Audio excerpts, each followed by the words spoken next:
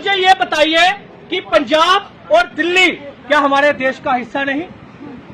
क्या पंजाब और दिल्ली हमारे देश का हिस्सा नहीं?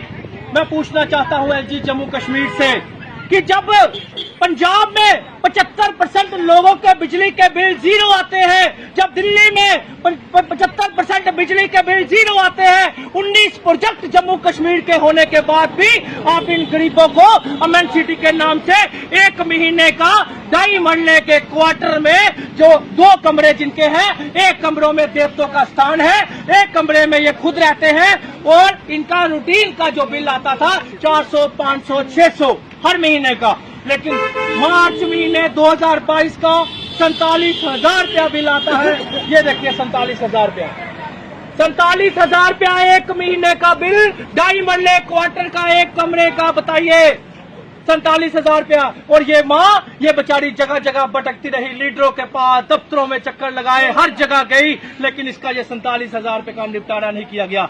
इसका कसूर क्या था? ये आवाज उठाती थी लोगों के लिए, ये लोग इकट्ठे करती थी कि गलत के खिलाफ बोलना है, और मीटर रीडरों और उनका लाइनमैनों और जो इनके ऑफिसरों का कहना था जाओ जो करना है कर लो। तो मैं एलजी साहब को कहना चाहता हूँ, ऐसे चोर, जो चोर ये कहता है कि जाओ जो करना है कर लो, ऐसे चोरों की जेब में से ऐसे लोगों का बिल काटा जाए और पुराने बिल इन लोगों के माफ किए जाए। 47,000 रुपया 1 महीने का फैक्ट्री का बिल आता है। 1-2 कमरे जो गवर्नमेंट ने, जेडीए ने जो प्लॉट ईडब्ल्यूएस कॉलोनी बनाई थी 2.5 मरले क्वार्टर, उस क्वार्टर में ये रहने वाली है। तो बताइए सोना बेचकर इसने थोड़े पैसे जमा करवाए, इसकी लाइट काट दी थी, लाइट लगवाई। उसी तरह एक केस नहीं, कितने लोगों के साथ अमन सिटी के नाम पे घोटाला किया होगा। अब ये शुगर पेशेंट माँ है, अब देखिए इससे बैठा नहीं, खड़ा नहीं हुआ जा रहा। आप सोचिए इससे खड़ा नहीं हुआ जा रहा। मुझे शर्म आ रही है कि मैं इसको लेके बेचारी को साथ आया हूँ, लेकिन सरकार को शर्म नहीं, बीजेपी के लीडरों को शर्म नहीं, लेकिन एलजी मनोज सिन्हा जो यूपी बिहार से आया है उसको शर्म नहीं। ये देखिए 1,45,260 रुपये बिल है, 1,45,260 रुपये बिल है इसका। आप मुझे बताइए जो 200-300 रुपये बिल नहीं दे सकती थी वो 1,45,260 दे सकती है? ये बेचारी 1,000 रुपया शुगर पे पेंशन के लिए तरस रही है, इसकी पेंशन बंद हो गई है, इसके बाद दवाइयां नहीं है खाने को, कहां से 1,45,260 रुपये देगी? इसी तरह इनका 6 लाख बिल है, 6 लाख बिल का कहते हैं आप 2.5 लाख 1 मिनट में जमा करवाइए, आपका सारा माफ कर। कहां से लाएगी 2.5 लाख? किराए पे रहने वाली एक लेडी कहां से लाएगी 2.5 लाख?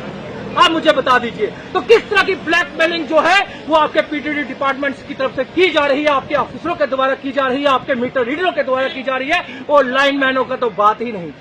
जानीपुर में अपनी मनमर्जी की जगह पे कुंडियां डलवाई हुई है, अपनी मनमर्जी की जगह पे मीटर लगाए हैं, तो कुछ सिर्फ दीवार के साथ टांगे गए हैं।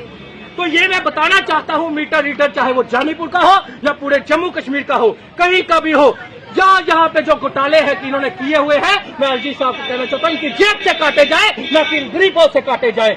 जो अमन सिटी के नाम से आपने घोटाले किए हैं वो बिल जो है पुराने सारे माफ होने चाहिए, और इसका जो 47,000 रुपये का इशू है वो जल्द से जल्द सॉल्व हो। जो इनका इशू है, जो इनका इशू है, जो सबके यहाँ पे इशू है, ये बेचारी 6 महीने से अंधेरे में बैठी हुई है, अंधेरे में 6 महीने से बैठी हुई है। कहां से क्या करेगी? इसके बच्चे छोटे छोटे हैं, क्या करेगी?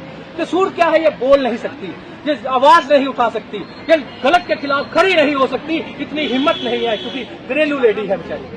इसीलिए इसी चीज का फायदा उठाते हैं ये सरकार, ये लीडर, ये नालायक। इन्होंने एक चीज और कही है, अगर जब इनके 6 लाख बना दिया तो आपका कल को 10 लाख कभी भी बना सकते हैं। 1 महीने का 2 कमरों का 47,000 रुपया अगर ये डाल सकते हैं तो आपका तो 6 महीने में आपको 10 लाख डाल देंगे। 5-5 मरले की जो प्लाट की बात की जाए, इन्हीं लोगों के मकान दिए जाएंगे। भाई साहब जो लोगों के मकान सेल किए जाएंगे। 5 मरले के प्लॉट की बात करते हो, ये याद रखो जम्मू वालों, आप खत्म हो गए हो। 370 तोड़ने के बाद यूपी बिहारी जो इन्होंने यहाँ पे बसाने की जो साजिश रची है, अगर एलजी मनोज सिन्हा इतना सही है, अगर एलजी मनोज सिन्हा इतना सही है तो क्यों एडवाइजर यूपी बिहार के रखे हुए हैं? उसने क्यों रखे हुए हैं यूपी बिहार के? क्या